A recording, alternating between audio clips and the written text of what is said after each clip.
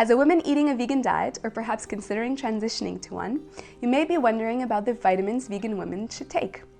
On the one hand, you have vegan proponents strongly claiming that a whole food, plant-based diet easily meets all of your nutrient needs, whereas on the other, you'll have media and perhaps even some healthcare professionals that warn women against the many nutrients that are difficult to get on a vegan diet.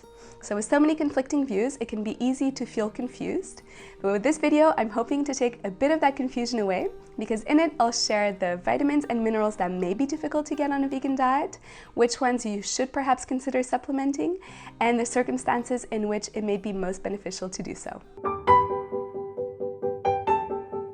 Before I get started, I think it's important to mention that most health authorities agree that a well-planned vegan diet can meet your nutrient requirements for all stages of life, including during pregnancy and while breastfeeding.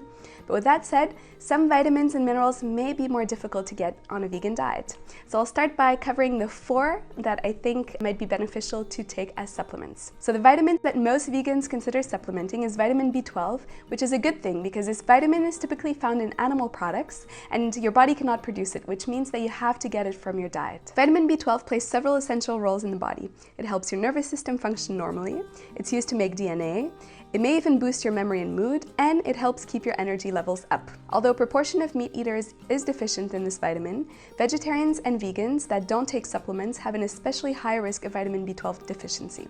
And despite what you may have heard or what's sometimes promoted on social media, the only reliable sources of this vitamin are supplements and foods fortified in vitamin B12. So not algae, not mushrooms, and not nutritional yeast unless it's fortified in this vitamin. Now, with vitamin B12, it's best absorbed in small doses, so the least frequently you take it, the more you'll need to take at once. The average woman should aim to get 2.4 micrograms per day from fortified foods, and it's best to spread it over 3 different eating moments in the day, or you can opt to take a supplement, either 25 to 100 micrograms per day, or 1,000 micrograms twice per week. I realize there's also a debate on the best type of vitamin B12 to take. I personally recommend cyanocobalamin because it's the most well-studied, it's safe, it's affordable, and it's effective for most people.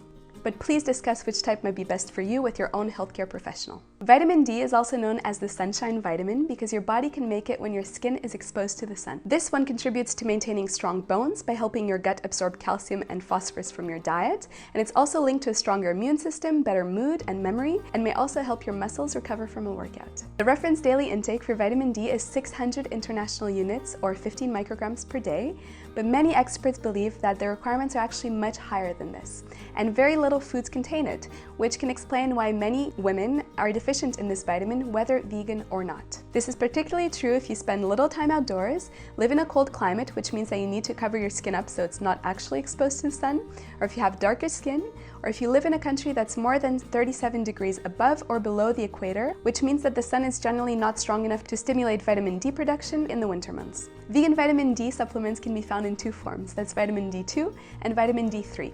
And although vitamin D2 is perfectly fine for most people, vitamin D3 may be slightly more effective. Liquid forms may also be easier to absorb by the body, and 3 good examples of liquid vitamin D3 supplements are VitaShine, VitaBay, and Viridian. Omega-3s are healthy fats that are good for brain and eye function, and they may also be beneficial against inflammation, depression, brain cancer, and ADHD. There are 2 main types of omega-3s, that's essential omega-3s and long-chain omega-3s. Only essential omega-3 that we know of so far is alpha-linolenic acid, or ALA for short, which is essential because your body cannot make it. That's why you must get it from foods like flax seeds, chia seeds, walnuts, and hemp seeds. The 2 types of long-chain omega-3s are EPA and DHA. They're not considered essential because your body can technically make them from ALA, but the conversion from ALA to EPA and to DHA seems to be quite low. It's currently not clear whether vegans truly benefit from added EPA or DHA to their diet, which is why some argue that there's no need to supplement these nutrients. And ultimately, the decision is up to you, but until more research appears, I personally don't see the harm in adding a bit of additional EPA or DHA to your diet.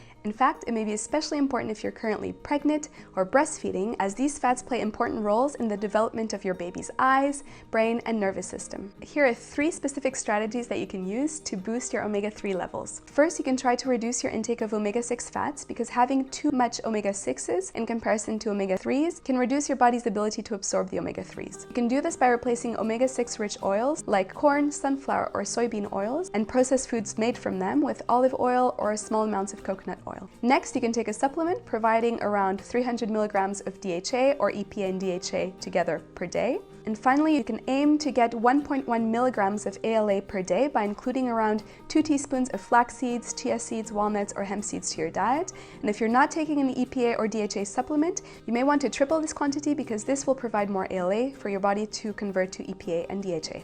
Iodine is a nutrient essential for the good functioning of your thyroid gland, which basically controls your metabolism.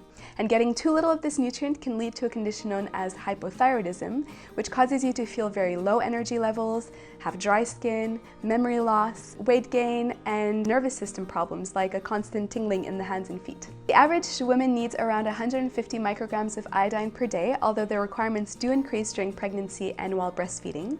And technically, all plant foods contain some iodine because they take it up from the soil that they're grown in. But the problem is that some soils don't contain a lot of iodine, and it's difficult to know if the foods that you're buying at the supermarket come from soils that are rich in iodine or soils that are poor in iodine. Seaweed and iodized salt are two more consistent ways to get this nutrient on a vegan diet, but I do have some issues with both because the iodine content in seaweed can vary up 6-fold depending on the variety, and getting too much iodine can also be harmful. And when it comes to iodized salt, you'd need to consume about half a teaspoon per day to meet your daily iodine requirements, which doesn't seem like much, but ends up being way more salt than typically recommended. That's why I prefer recommending an iodine supplement as the most reliable way to make sure that you do get enough of this nutrient each day. And liquid iodine drops are a very easy, handy way to do this. Now let's discuss a few nutrients which you are probably going to get enough of from a well-planned vegan diet most of the time, but which you may want to consider supplementing in certain special circumstances.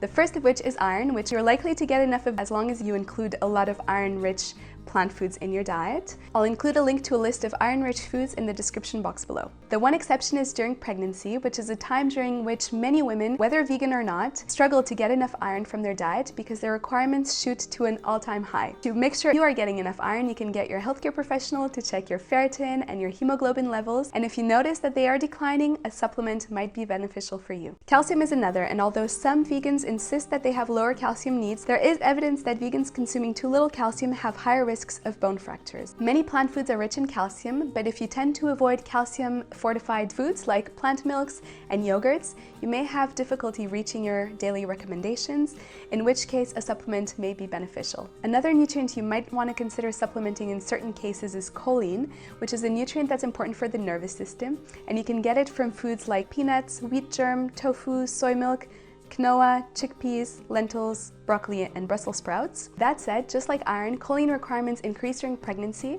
but they also increase while you're breastfeeding. So it may be difficult to get enough from your diet alone at these moments, in which case a supplement may be beneficial. Another nutrient that's really important, especially during pregnancy, is folate, which is best known for its ability to reduce the risk of birth defects. Most vegans will get enough folate from their diet simply by including vegetables, especially leafy greens, as well as oranges, almonds, cashews, and quinoa to their diet. That said, if you're currently pregnant or if you're trying to conceive, you may want to discuss folic acid supplements or taking a prenatal with your healthcare professional.